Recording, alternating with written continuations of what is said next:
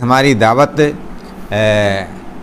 صحیح احادیث جو نبی کریم صلی اللہ علیہ وسلم سے ثابت شدہ ہیں، جن کے اندر کوئی لوچ پوچھ نہیں ہے، جن کے اندر کوئی لچک نہیں ہے، اور جن کے اندر کوئی نرمی یا کسی نوعیت کا اس کے اندر علل اور بیماری نہیں ہے، ہم ایسی روایات کو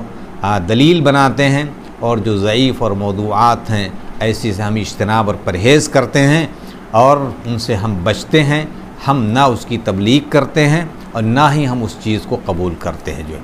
ان صحیح احادیث کی روشنی میں جو باتیں ہم تک پہنچتی ہیں، ان باتوں کو ہم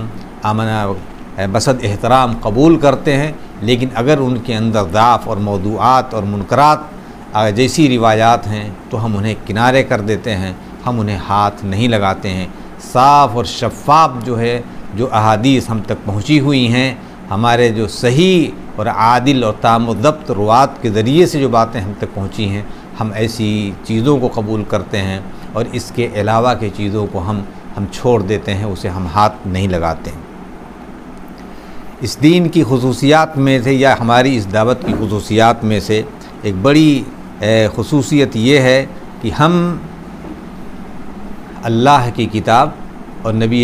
محترم صلی اللہ علیہ وسلم کی احادیث شریفہ کی روشنی میں ایک ایسی زندگی گزارنے کے ہم قائل ہیں جو نبی صلی اللہ علیہ وسلم کو اللہ تبارک تعالیٰ نے راستہ دیا تھا، اور یہ کہہ دیا تھا کہ میرا یہ راستہ ہے،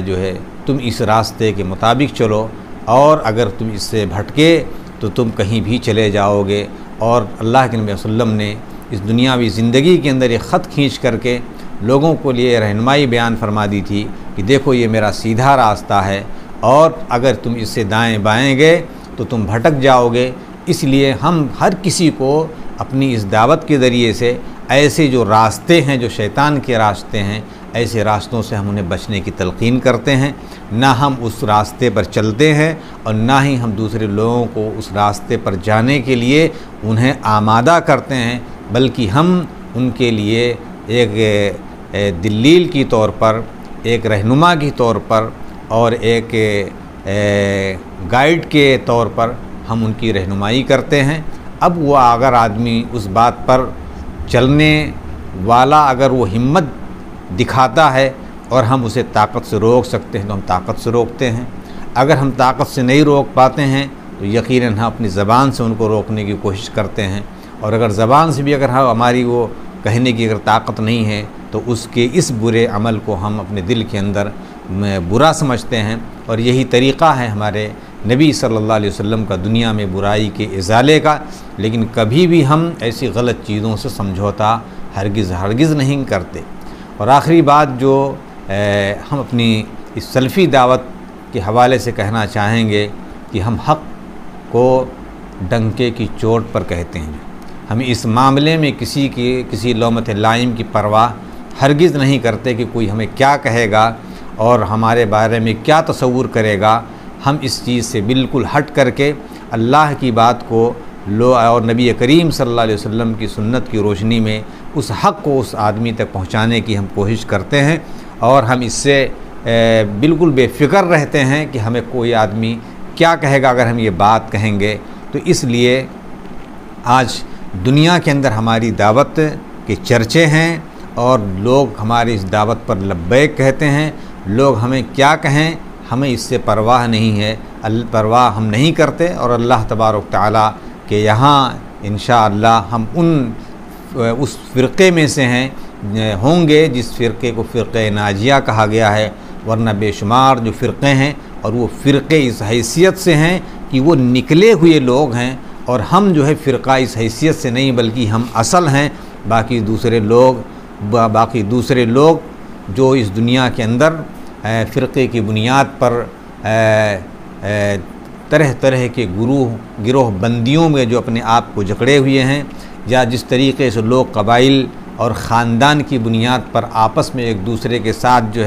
الجھے ہوئے ہیں، اور مصلحتوں کے پیش نظر حق بات لوگوں کو پہنچانے میں قاصر نظر آتے ہیں، ایسے لوگ اللہ کے ہاں ضرور جواب دینا پڑے گا ان کو، اور وہ اللہ کے ہاں کیا جواب دیں گے جو اس نوعیت کے عقیدے کے ساتھ اور اس نوعیت کے عمل کے ساتھ اس دنیا کے اندر زندگی گزارتے ہیں۔ اس لیے حق کا پہنچانا اور حق پر عمل کرنا اور حق کے ساتھ اس دنیا کے اندر جینا اور حق کے لیے قربانیاں دینا، یہ ہمارا وتیرہ، یہ ہمارا سلیقہ ہے۔ اللہ سے ہم یہ دعا کریں گے کہ اللہ تبارک تعالیٰ اس طریقے سے اس دنیا کے اندر حق کے ساتھ ہمیں اس دنیا میں زندہ رکھ اور اس کے مطابق زندگی گزارنے کی اللہ ہمیں توفیق دے، اور جس کام کو تو نے بہتر سمجھا ہے اور اپنے نبی کو جس کام کے لیے دنیا کے اندر مبعوث فرمایا تھا، اس کام کے لیے ہم اس دنیا کے اندر اپنے آپ کو تیار کرتے ہیں، اور اسی طور پر ہم دین کی دعوت و تبلیغ کرتے ہیں، اور بغیر علم کے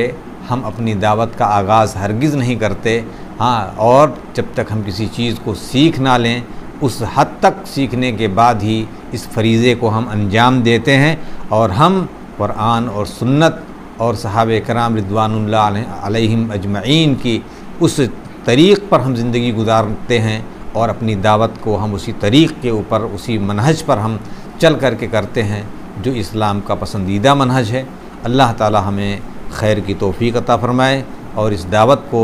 جو ہم